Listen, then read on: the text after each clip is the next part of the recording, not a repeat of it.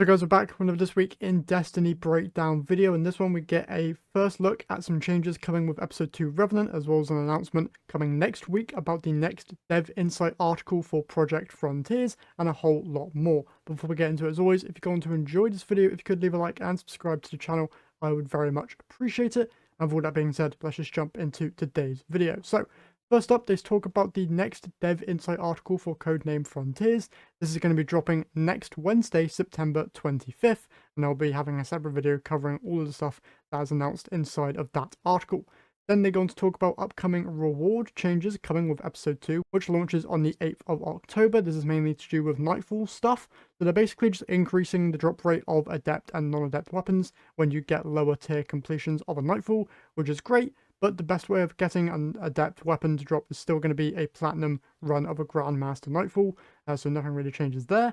Alongside that, they're also changing the costs of focusing Nightfall weapons.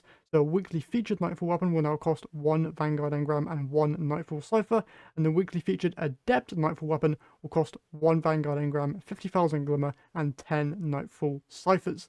Alongside that, they're updating Lost Sector rewards so that the newly added weapons to the world loot pool in that given season or episode are going to be added into the Lost Sector rotation of loot there. So if you're one of the handful of people that actually farms Lost Sectors for loot, you're going to get some updates in episode 2.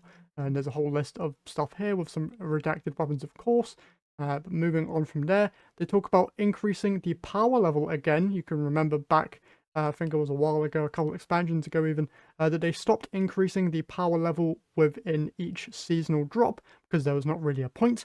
But because Fireteam power exists, they're going to be adding this feature back so that hardcore players have something to do with each episode's launch. So the power floor, starting with the 8th of October and Revenant's release, will be 1900 power. The soft cap will be increased to 1950. Powerful cap will be 2000, and then the hard and pinnacle cap will be 2010. Basically just increasing the light level or power level by 10 points when episode 2 launches. Next up, we have a whole list of ability changes here, a lot in terms of Titan changes, but then we got some small stuff as well for Hunters and Warlocks. So jumping into all of it here, the main stuff is that Titan's class identity is getting some reinforcement. There are some super ability changes and then some general ability tuning. So first up, Titan's Barricade is now going to be able to taunt enemies when you are standing behind it. This is to provide more of a tank role to the Titan class. Alongside that, Towering Barricade and Rally Barricade for all classes. They have reduced non-boss combatant damage dealt to the barricade by 50% and increased splash damage reduction from combatants for players behind the barricade from 20 to 60%, and barricades now grant moderate damage resistance versus combatants during cast animation.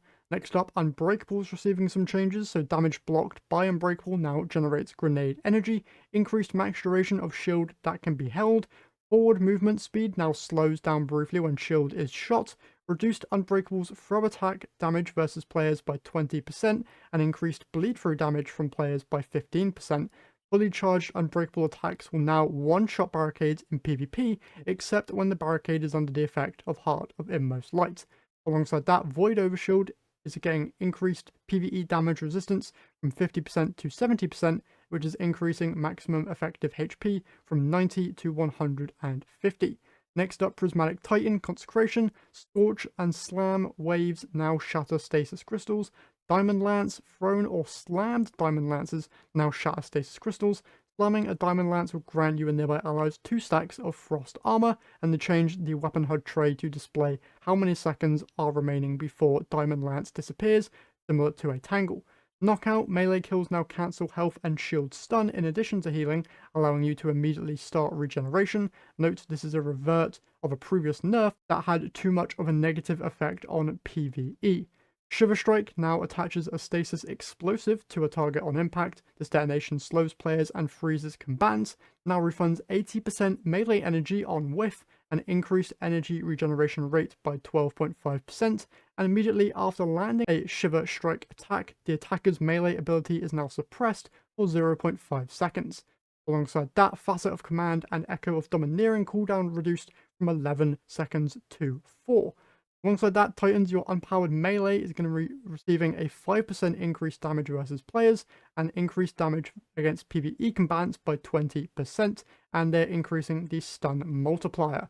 Now moving on, next they talk about roaming supers. They've got some changes here. First, Warlock Storm Trance increased damage resistance from 53 to 58%. Chaos Reach increased damage resistance from 45 to 55%, and fixed an issue where Chaos Reach would not jolt at high frame rates, and fixed an issue where Chaos Reach would not go through Sentinel Shield's guard or a Titan's barricade. Nova Warp increased PvE damage by 20% and increased damage resistance from 51 to 58%, and now any Nova Warp detonation applies volatile regardless of charge duration. Hunter, your golden gun is for some reason getting more buffs, so it's getting increased damage against base, elite, and mini-boss targets by 30%, and Spectral Blades is getting increased PvE damage by 20% and increased damage resistance from 47 to 58%. And in Titans, your Glacial Quake Howl of the Storm can now be used while Glacial Quake is active. Twilight Arsenal Thrown Axe projectiles now more consistently track targets locked closer to the reticle, and increased Twilight Axe relic weapon damage versus combatants by 23%. Thunder Crash increased base detonation damage by 33%, and Fist of Havoc increased damage resistance from 51 to 58, changed how light attacks work under the hood to improve consistency in hitting targets, and slightly increased light attack lunge range and ability to target enemies vertically. They're also talking about increasing roaming super uptime, so they're more often available when you need them, but that's coming inside of Act 2 for Revenant, so stay tuned there. Moving on, for more Warlock Prismatic stuff, Lightning Surge. Warlock casting Lightning Surge now has 50% damage reduction versus Titan Barricades during the lunge, and casting Lightning Surge now also makes you amplified.